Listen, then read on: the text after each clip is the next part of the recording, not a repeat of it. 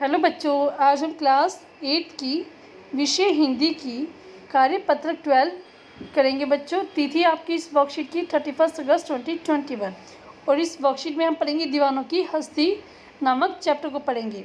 तो वर्कशीट को स्टार्ट करने से पहले आपसे बच्चे प्लीज़ मेरी चैनल ऋषभ कंप्यूटर क्लासेस को जरूर सब्सक्राइब कर दें। बच्चों, तो देखते हैं हम आज की वर्कशीट। प्यारे बच्चों, आपकी पाठ्य पुस्तक वसंत के पाठों पर आधारित इन कार्यपत्रकों के माध्यम से आपसे विभिन्न पाठों पर चर्चा की जा रही है। आइए इसी क्रम में आज हम दीवानों की हस्ती कविता की कुछ पंक्तियों पर चर्चा करते हैं। तो आज हम क्या करेंगे बच्चों, दीवानों की हस्ती कविता को पढ़ना स्टार्ट करेंगे। आपकी नई चैप्टर आपका स्टार्ट हो रहा है, तो इसमें हम दीवानों की हस्ती पढ़ेंगे। तो यहाँ पे हम देखते हैं कुछ लाइन्स कविता की।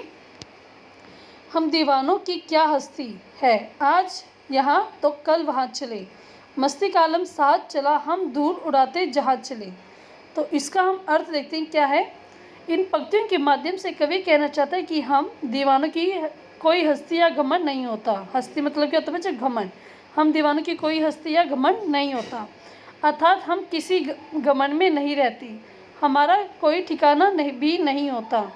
आज हम इस जगह पर तो कल इस जगह पर होते हैं। मतलब क्या है कि हम किसी भी जगह पर टिककर नहीं रहते। हम अपनी मस्ती में धूल उड़ाते अर्थात स्वच्छता के साथ जहाँ भी जाते अपनी साथ मस्ती के भाव साथ साथ होते हैं। तो लेखक कहता है कि हम हमेशा मस्ती में रहते हैं, हम जहाँ भी जाते हैं वहीं पे अपना मस्ती के भाव साथ साथ लेकर जाते हैं। आगे देखते हैं हम नेक्स्ट हमारे पास लाइन है। नेक्स्ट है इसमें लाइन बच्चों, आए आए बनकर उल्लास सभी, आंसू बनकर बह चले अभी, सब कहते कि रह गए अरे तुम कैसे आए कहाँ चले। तो ये लाइन का हम मीनिंग देखते हैं बच्चों, क्या कहना चाहता है लेखक इसमें। तो यहाँ पे कहता है, इन पंक्तियों के माध्यम से कवि कहना चाह रहे हैं कि हमारे साथ दुख या सुख स्थायी रूप से नहीं रहते, सुखी हो या पीड़ा हम इनसे प्रभावित नहीं होते हैं। हमारी मस्तिष्क के रूप को देखकर लोग हतप्रभ रह जाते हैं, हमारे ठोर ठिकाने का अनिश्चितता से सभी आश्चर्यचकित रह जाते। तो कवि इसमें कहना चाहता है कि हम कभी भी एक जैसा नहीं रहते, हम सुख या दुख हमारे साथ लगे ही रहते हैं। तो हम सुख हो तो या पीड़ा हो उससे प्रभावित नहीं होते, हम हमेशा मस्ती में ही रहते हैं और ठोर ठिकाने की अनिश्चितता से हम कभी आश्चर्यचकित नहीं रहते। अगर हमारे पास ठोर ठिकाना नहीं है तो इससे हम परेशान नहीं होते हैं।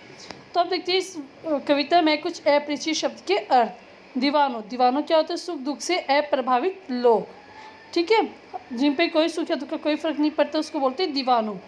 नेक्स्ट है हस्ती, हस्ती यानी कि हैसियत या किसी चीज़ का घमंड। मस्ती यानी अपनी मौज में रहना, हमेशा मस्ती में रहना, मौज में रहना। आलम क्या होता है, माहौल या वातावरण। उल्लास क्या होता है बच्चों, खुशी। या इसके थे कुछ डिफिकल्ट शब्द के अर्थ। अब हम देखते हैं बच्चों वर्कशीट में आए कुछ क्वेश्चन आंसर। आशय आपने इन पंक्तियों के भावार्थ को समझ लिया होगा। आइए इन पंक्तियों पर आधारित कुछ प्रश्नों के उत्तर खोजते और लिखते हैं।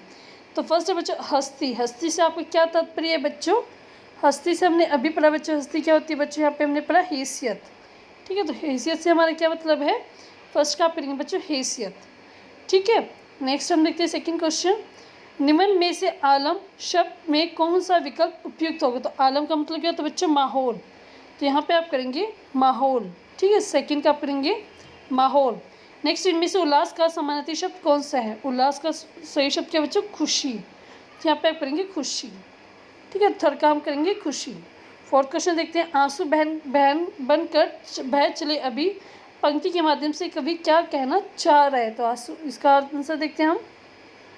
तो इसका आंसर आप लिखेंगे बच्चों कि हमारे साथ सुख या दुख स्थायी रूप से नहीं रहते, सुखी हो या पीड़ा हम इनसे प्रभावित नहीं होते। तो ये आपका क्वेश्चन नंबर फोर्थ का आंसर है बच्चों, ठीक है। तो इसमें लेखक यही कहना चाहता है कि हम सुख हो दुख उससे हम प्रभावित नहीं होते, ठीक है। नेक्स्ट क्वेश्चन देखते हैं हम इस वर्कशीट का। तो क्वेश्चन है बच्चों फिफ्थ, हैं आज यहाँ वहाँ कल वहाँ चले से क्या आशय। तो इसका आंसर हम देखते हैं यहाँ पे वर्कशीट में है। तो इसमें आप लिखेंगे बच्चों यहाँ से, इन पंक्तियों में कवि कहना चाहता है कि, यहाँ से लिखेंगे, इसके बाद यहाँ पे काट देंगे, इसको आप काट देंगे, यहाँ से लिखेंगे हमारा कोई ठिकाना भी नहीं होता, हम आज में एक जगह पर तो कल उस जगह पर होते हैं। तो यहाँ पे से लेकर आप यहाँ तक क्वेश्चन नंबर फिफ्थ का आंसर लिख देंगे। जो मैंने काटा उसको आप नहीं लिखेंगे बच्चों, ठीक है। तो यहाँ से फिर से आप यहाँ से स्टार्ट करेंगे, इसको पहले यहाँ तक लिखेंगे, उसके बाद यहाँ से फिर यहाँ तक लिख देंगे। तो क्वेश्चन नंबर फिफ्थ का आंसर आपका ये हो जाएगा। नेक्स्ट क्वेश्चन देखते हैं, लास्ट क्वेश्चन इस वर्कशीट का।